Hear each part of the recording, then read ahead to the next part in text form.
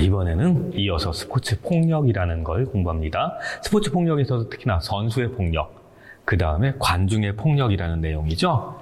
선수의 폭력하고 관중의 폭력은요, 우리가 앞에서 배웠던 폭력과 관련한 윤리 이론, 이런 것에 비하면 그렇게 어렵지 않아요. 그냥 상식의 수준에서 쭉쭉쭉쭉 풀리는 거니까 어렵게 공부하려 하지 마시고 그냥 쉽게 넘어가 주세요. 쉽게. 막 외우려고 하지 않아도 됩니다. 우선 선수의 폭력인데요. 스포츠의 종목에 따라서는요, 그 선수의 폭력을 상당히 많이 인정하는 경우도 있어요. 폭력 행위 자체가 그 스포츠의 목적이 아님에도 불구하고, 특히나 아이스 하키, 그 다음에 이제 미식구, 이런 경우에, 그리고 어떤 경우에는 이제 축구에서도 어느 정도의 몸싸움은 허용하죠. 근데 아이스 하키에서는 특히나 많이 그런 것 같아요.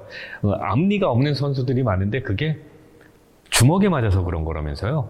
자, 어쨌든 이런 폭력 행위가 스포츠에서 발생하는데 이걸 윤리적으로 한번 살펴보자라는 겁니다.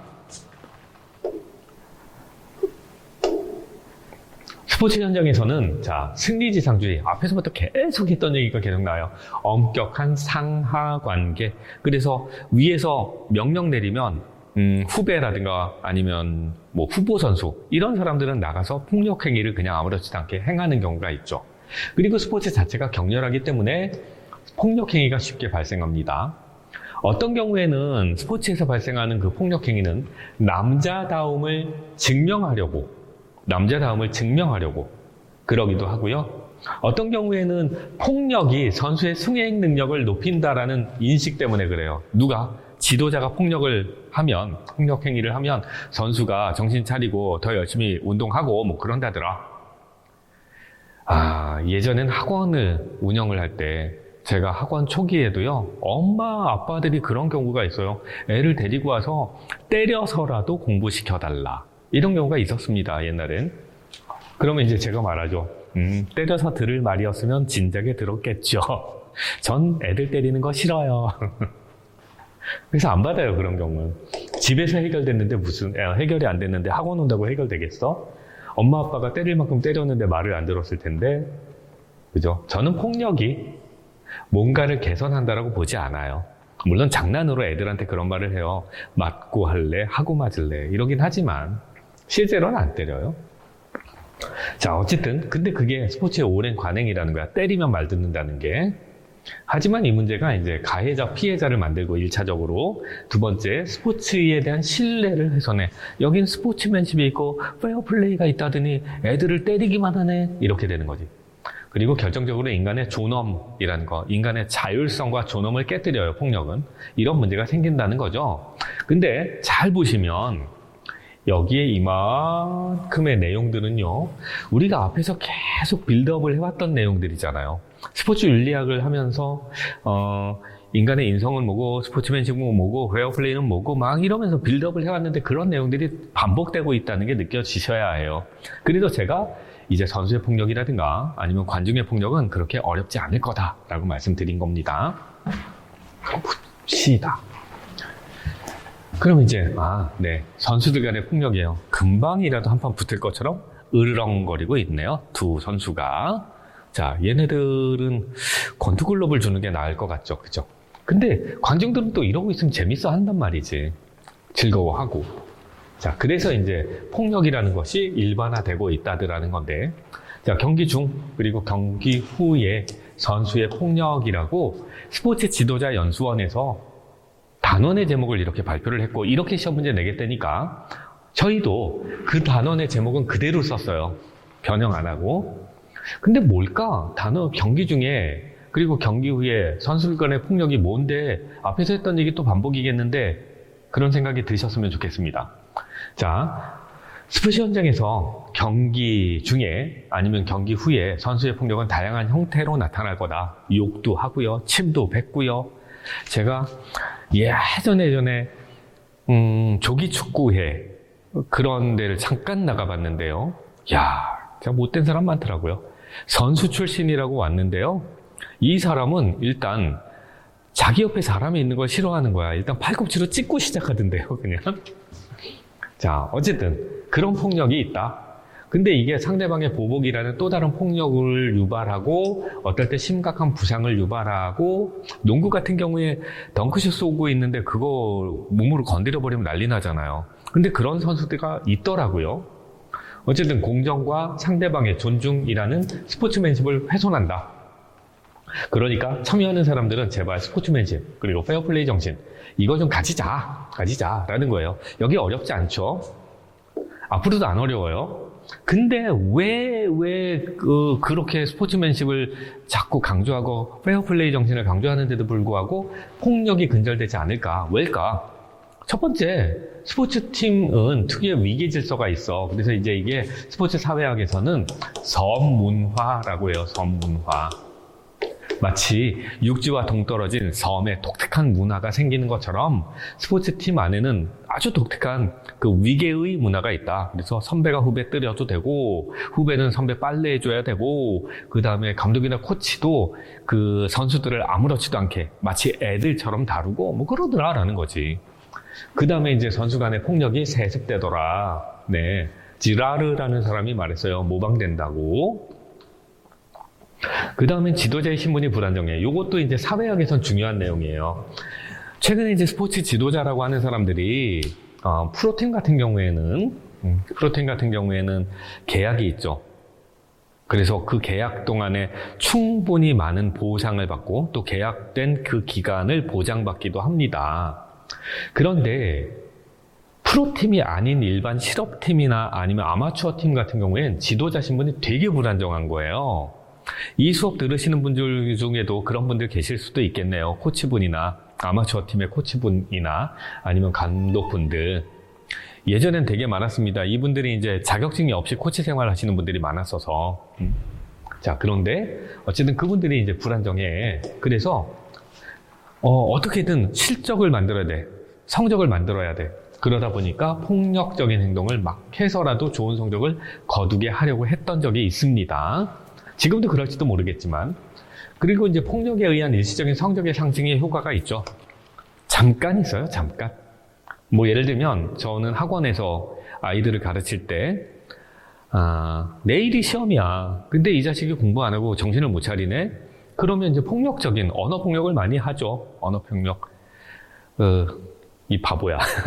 부터 해서 커서 못 할래. 정신 안 차릴래? 내가 꼭 엄마랑 말해야 돼? 온갖 협박을 하죠. 그러면 애가 잠깐은 정신 차려요. 그래서 공부 못하는 애들을 10점 정도는 쉽게 올려요. 시험 전날에. 그렇지만 그건 일시적이에요. 걔는 다시 원래 상태로 돌아가죠.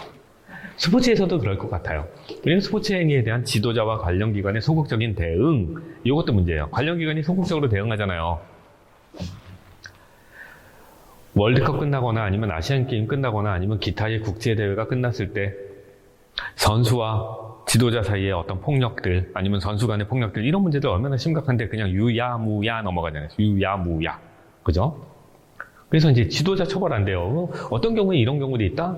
폭력 행위가 있어 라고 탄원을 하면 그걸 지도자가 먼저 봐. 때린 놈이 먼저 보는 거지. 그죠? 그런 경우도 있어요.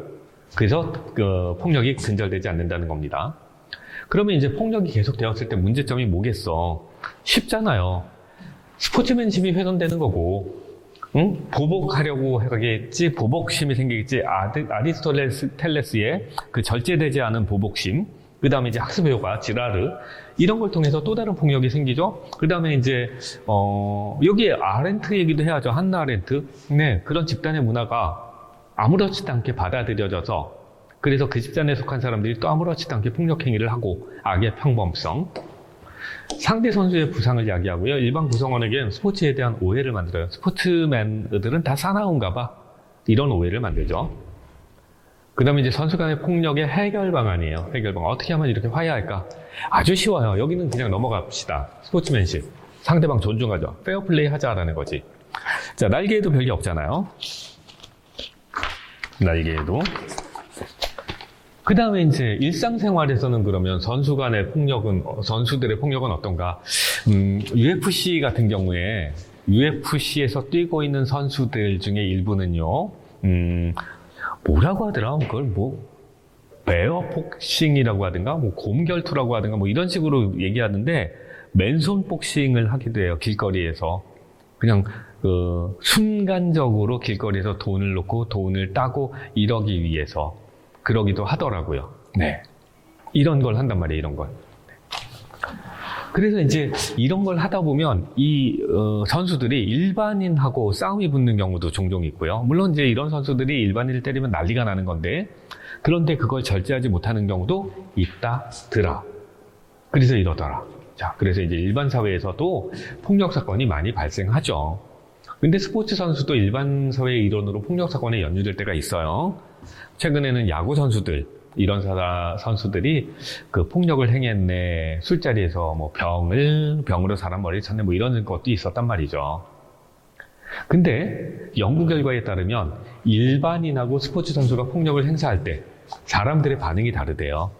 사람들은 스포츠 선수의 폭력을 더 심각하게 인식한대요. 근데 빈도로 따지면 스포츠 선수의 폭력이 빈도가 낮대요. 일반인보다. 자, 그런데 이제 그건 아마도 그 선수들의 폭력을 더 심각하게 여기는 이유는 스포츠의 경쟁적 성격 때문에 선수들이 일반인보다 더 폭력적일 것이다 라는 선입견이 있기 때문일 것이다 라는 겁니다. 그 다음에 그래서 선수들은 일반인이 가지고 있는 오해를 불식시켜야 돼. 더 조심해야 돼. 불쌍해. 그래서 스포츠의 긍정적인 가치를 일반 사회에 전달하기 위해서 뭐 어쩌고 저쩌고 블라블라 했는데 이건 그냥 한 번만 읽으면 돼요. 시험 문제 나올 거리가 아니야. 시험 문제에 나올 것만 집중하시면 돼요. 자, 계속 했던 얘기잖아요. 일반 생활에서 선수가 폭력을 행하면 어떻게 돼? 스포츠맨십 훼손하는 거야. 그리고 스포츠에 대한 일반인의 관심과 애정을 훼손하는 거야. 그 다음에 뭐야? 일반 사회로 폭력성이 전이된 거야. 나쁜 거야. 그 다음에 스포츠 선수는 폭력적이라는 왜곡된 관념을 만드는 거야. 그러니까 일반 생활에서 선수는 폭력을 행하면 안 돼라는 거지. 자, 날개에도 아직까지는 뭐가 없어요. 응? 이번에는 이제 관중의 폭력이라는 개념이네요. 네. 아, 날개에 이런 거 하나 정도? 응? 잠깐만요. 뭐가 하나 빠진, 교재에 있는 선수의 심판이나 관중에 대한 폭력이라는 내용이 있어요. 교재에는. 네, 선수의 심판이나 관중에 대한 폭력이라고 되어 있습니다. 경기 중에 선수가 심판 때리는 경우들도 종종 있었죠, 그죠? 그러면 처벌이 굉장히 강력합니다. 그리고 선수가 관중하고 이렇게 다툼이 생기는 경우도 있죠. 그 경우에도 처벌 대상이 돼요. 그러면 왜 안 돼? 그러면 그거는 공부할 필요 없어요. 이제 교재에 있는데 저희가 PPT를 안 만들었어요. 왜냐하면 선수끼리 싸우거나 선수가 심판하고 싸우거나 선수가 관중하고 싸우거나 똑같아. 그건 스포츠맨십에 위배되는 거야. 그리고 모방을 만들지. 그리고 스포츠에 대한 오해를 만들지. 다 똑같아요. 그리고 날개에 이런 게 있습니다. 폭력과 관련한 대한체육회 선수위원회의 규정이 있어요. 폭력과 관련한 요거 외우세요. 지금 교재에 있습니다. 지금 PPT를 안 만들었는데 대한체육회 선수위원회 규정, 목적, 위원회는 선수 및 지도자의 권익을 보호하고 증진하고 건전한 운동 환경을 조성하고 페어플레이 정신을 함양하고 존경받는 체육 인상을 확립함으로써 올림픽 정신의 보급 확산에 기여함을 목적으로 한다. 이러면서 이제 선수위원회 규정을 만들었는데 징계에 대한 내용이 있어요. 18조에. 거기에 폭력 행위를 한 선수 또는 지도자에 대한 징계가 있는데 스포츠 인권 침해가 인정되지만 극히 경미한 경우가 있어요. 이땐 6개월 미만의 자격 정지 또는 경고예요. 하지 마라고 경고한대요. 6개월 미만. 근데 그 경미한 경우, 이 경우에는 6개월 이상에서 3년 미만. 근데 문제가 있어.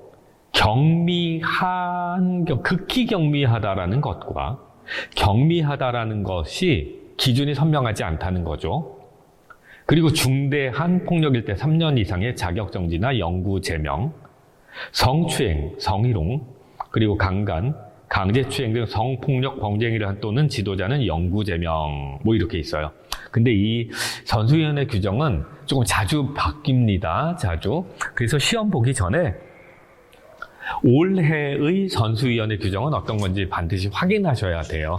근데 일반적으로 이 범위 안에서 움직이는데 그 뭐 개월수라든가 이런 것들이 조금씩 변화가 있는 경우가 있습니다. 그래서 그 점만 조심하시면 되고요. 문제도 선수 또는 4번 문제인데 이것도 PPT 안 만들었거든요. 지도자가 판정에 불만을 가졌을 때 심판에게 가하는 폭력의 원인은 뭔가? 라고 하면서 아주 바보 같은 문제가 하나 있어요. 그냥 풀어보시면 돼요. 이제 관중의 폭력이란 걸 볼게요. 관중의 폭력. 여기 사진 보이죠? 이런 장면들 유럽에서 많이 보입니다. 그리고 이런 사람들을 훌리건이라고 해요. 훌리건. 스포츠 사회학에서도 나오는 개념인데 훌리건이라는 용어 자체를 아셔야 돼요.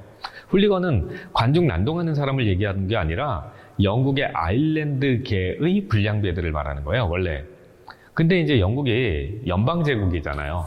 연방국가잖아요. 그래서 아일랜드인, 그리고 이제 스코틀랜드인, 영국인 뭐 이런 사람들이 여러 인종이 섞여 있는 나라인데 그 중에 아일랜드인들이 교육 수준도 좀 낮고요. 그리고 사회적 처우도 좀 낮게 받아요. 차별을 받는 거지. 그래서 그 사람들이 되게 속으로 꽁꽁 뭔가 쌓여있는 불만이 많은데 스포츠를 보고 난 다음에 그 스포츠 관람한 다음에 그대로 집에 가는 게 아니라 일해버린다는 거죠. 이렇게 몰려다니면서 사고 치고 난동 부리고. 그래서 이제 그런 사람들을 일컬어 훌리건이라고 부르게 된 거고, 그 훌리건은 명단이 있대요. 그래서 경기장 출입 못하게 한다는데요. 한번 걸리면. 자, 관중 난동은 이런 거고요. 관중의 폭력은 관중의 폭력적인 행동이 자주 발생하는 경우가 있습니다. 어떨 때? 경기 중요성 커질 때. 여기서 기억하는 건 어떨 때 관중 폭력이 커지는가만 생각하시면 돼요. 열기가 과열될 때, 그러면 뭐야? 중요한 시합일 때, 그 다음에 심판의 판정이 편파적일 때, 그리고 경기장을 통제할 장치가 부족해. 경찰 인력 부족하거나 아니면 시설 자체가 그것이 안 돼. 이럴 때 발생해. 그러면 이제 관중의 폭력에 대한 해석이 여러 가지가 있는데 스포츠가 가지는 경쟁적 요소와 공격성이 관중의 내면에 있었던 폭력성을 자극해서 발생해, 이런 얘기도 있고요. 두 번째는 원래 집단 속에 들어가면 인간이 비합리적이 돼. 집단에서 익명성 때문에 그래. 이렇게 주장하는 사람도 있어요. 이거 말고도 몇 개가 더 있어요. 원래 그 사회가 그 불만이 쌓여있을 여러 가지 조건이 있어. 근데 그게 스포츠를 통해서 폭발한 거야. 이런 설도 있고. 그 설 몇 개만 보면 됩니다. 자, 관중폭력입니다. 물병 던지고 난리 났네요. 지금 보니까. 그죠? 그런데 이제 관중폭력의 대표적인 사례로는 훌리건이 있다. 이외에도 경기장에서 상대 선수에게 언어폭력하는 경우, 유럽 같은 경우에는 동양인 선수들에게 인종차별적 그 욕설을 하다가 퇴장되는 경우도 있죠. 그다음에 선수의 경기력에 영향을 미치는 경우 있고, 최근에는 사이버 공간에서도 그런 경우가 있다. 관중은 스포츠에 관심을 가지고 참여하는 순간부터 건전한 스포츠 문화를 유지하는 데 책임이 있다. 그러니까 좀 잘하자 뭐 이런 거예요. 여기 중요한 거 없어요. 날개얘도 없어요. 훌리건이란 얘기만 있네. 그러면 관중의 폭력이 왜 문제가 돼? 그거 관중도 스포츠에 참여하는 사람이니까 스포츠맨십을 지켜야지. 그 다음에 관중도 스포츠에 참여하는 사람이니까 건전한 스포츠 문화를 지키려고 유지하려고 노력해야 되는데 그걸 파괴하는 거지. 그 다음에 이게 확대돼서 경기장 바깥에 나가서도 그러면 일반 사회의 벽과 제도를 깨뜨리는 일이 된다는 거지. 그죠? 그 다음에 이제 해결은 어떻게 하지? 네, 건전한 시민의식을 만들자. 건전한 시민의식을 만들자. 여기도 그냥 넘어가도 돼요. 건전한 시민의식으로 해결해주자. 스포츠맨십 준수하고 바람직한 스포츠 참여 방법에 대해서 성찰하고 고민해보자. 그래서 이렇게 즐겁게 평화롭게 스포츠를 즐기도록 해보자. 뭐 이런 거지 뭐. 외울 거 하나도 없었죠? 그죠? 이게 다 된 것 같은데요, 이제? 그러면. 훌리건이라는 거, 훌리건, 아일랜드계의 불량배. 아까 얘기했죠? 걔네들 진짜, 경기 끝나면 진짜 이러잖아요. 이거 얌전한 거예요. 불 지르고요. 그 다음에, 길에 서 있는 자동차 깨부수고 난리 나요, 얘네들. 이게 훌리건이죠. 근데 이제 관중들 중에는 일부는 왜 그러냐라고 소리 지르는 표정들도 있죠. 그죠? 이래서 폭력성이 더 확대되기도 한다는 이론도 있어요. 이래서. 왜냐하면 다른 사람의 폭력을 보면서 규범을 지키려는 사람이 응징을 하는 과정에서 폭력성이 발생하기도 한다. 뭐 이런 얘기도 있고요. 막 되게 많은 얘기들이 있더라고요. 자, 그건 이제 스포츠 사회학에서 다루었던 내용. 우리는 윤리적인 얘기만 하는 거니까. 네, 그렇습니다. 그래서 이제 훌리건이라는 용어 아시면 되고요. 훌리건 때문에 한꺼번에 39명이 죽은 적이 있대요. 39명이. 그런 거 보면 우리나라 사람들은 되게 얌전한 것 같아. 이런 일은 없으니까. 자, 여기까지입니다. 그러면 이제 다시 하나를 보죠. 네, 문제를 하나 보죠. 5번. 경기장에서 발생하는 관중의 폭력에 대한 설명으로 옳지 않은 것은 이라고 했어요. 이거 상식적으로 생각을 해봐요. 이건 어떻게 풀면 되냐면 여러분이 어떨 때 짜증나는지만 생각하면 돼요. 어떨 때 짜증나요? 그러면 짜증이 날 때 폭력적인 행동을 하게 되잖아요. 이렇게. 그러면 이제 경기장에 갔더니 신체 접촉이 많은 종목이야. 응? 신체 접촉이 많은 종목이야. 그건 뭐냐면 격렬하다는 얘기거든. 아, 피겨 스케이팅에서 남자랑 여자랑 이렇게 두 선수가 같이 하는 경우도 신체 접촉이 많은데 이런 생각하지 마시고요. 네. 폭력과 관련한 신체 접촉. 그러면 이제 축구, 격렬한 축구 같은 것들 그런 거고, 미식 축구 그렇고, 아이스하키 종목이 그러겠지. 그런 경우에 관중 폭력도 발생할 가능성이 높다. 개별성과 책임성이 강한 개인들이 모였을 때 그렇다. 그래요? 책임성이 강한데 폭력하겠어요? 개별성이라는 게 개별적 특성이 노출되고 있다는 거야.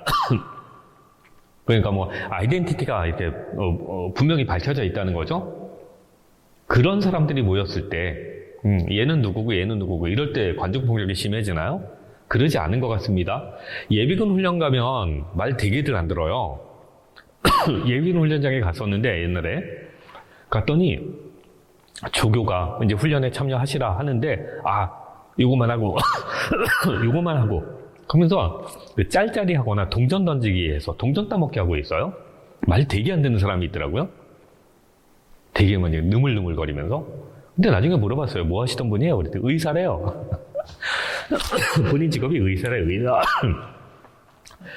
그런 사람들이 예비군복을 입으면 개별성이 사라지는 거죠. 익명화되고 책임성도 사라지는 거지. 그럼 이제 그런 사람들이 이제 술 먹으면 쌈박스라고 이럴 수도 있겠죠. 그 다음에 경기 성격, 라이벌의식, 배타적인 응원 문화 등이 원인이다. 이건 맞을 것 같아요. 그 다음에 선수 폭력에 동조하는 관중에 의해서 발생한다. 맞을 것 같아요. 이런 경우는 폭력이 발생하지 않는 원인이에요. 그래서 그 관중의 폭력을 예방하거나 아니면 해결하는 한 방법으로 제한되기도 해요. 이런 것들이 관중의 수를 줄이자라는 방식으로 그렇게 기억하시면 될 것 같고요. 이 문제, 관중의 폭력에 대한 문제는 한 문제 정도 나오는데 아주 쉽게 나오고요. 이 문제 풀 때는 어떨 때 관중의 폭력이 많아지는가, 어떤 환경인가 그것만 생각하시면 될 것 같고요. 짜증나는 환경이다, 아니면 격렬하다, 과격한 상황이다, 긴장이 올라가는 상황이다, 이런 것만 고려하시면 되겠습니다. 다 했나? 문제가 이렇게 바뀌었구나. 4번 볼게요, 4번.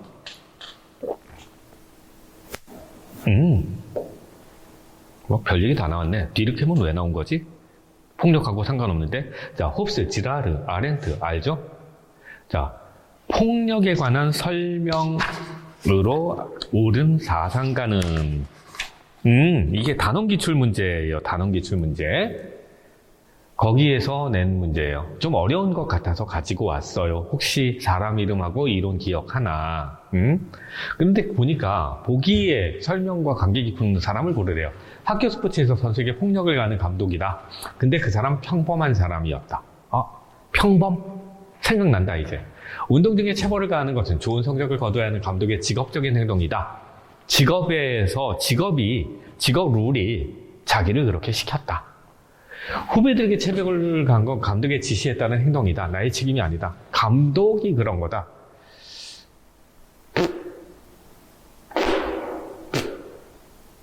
문제를 잘못 냈구나. 아깝다. 지금 보면 이제 그러면 폭력을 행한 사람이 감독인지 아닌지가 여기서 좀 헷갈리네요. 그죠? 여기. 요거는 보면 감독의 명령을 통해서 명령 때문에 내가 그랬다. 이렇게 이제 변명하고 있는 거네. 뭐 어쨌든 그 다음에 이제 폭력은 괴물이나 악마 같은 존재가 아니라 평범한 일상 속에 함께 언제나 있다가 퉁 튀어나오는 거다. 그래서 악을 멈추려면, 폭력을 멈추려면 생각과 반성이다. 성찰이라고 해야 돼요. 생각과 반성 그러면 그럼 이상해. 성찰이다라고 말하는 사람 누굴까? 딜캠은 빼요. 딜캠은 지금 나오면 안 되는 사람이야. 요 세 명 중에 누군지만 가려냈어요. 그럼 돼요. 문제는 이렇게 나옵니다. 어려운 문제가 나오면 사상가, 이론가들의 이론과 이론을 이렇게 매칭하거나 아니면 스포츠 상황에서 골라내야 되는 이런 문제가 좀 어렵게 나오고요. 그 다음에 지금 다른 문제들을 보면 다른 문제는 풀만해요. 근데 최근에는 이론 쪽의 문제가 많아지고 있기 때문에 그래서 이론가의 이름들 잘 기억하시면 되겠습니다. 자, 여기까지겠네요. 여기까지 해서 이제 2번 강도 끝났습니다. 5강도. 자, 쭉쭉 잘 나가죠? 그죠? 1, 2강이 힘들었고, 그 다음에는 이제 뭐 3강, 4강, 5강에서 아주 조금씩 공부할 내용이 있었던 것 뿐이죠. 자, 공부 잘하고 계신 거고요. 복습 잘 하시고요. 그 다음에 문제 꼭 풀어보시고요. 그 다음엔 어려운 거, 아니면 새롭게 궁금한 거 얼마든지 카페에 질문을 해주세요. 저희가 답변 드리겠습니다.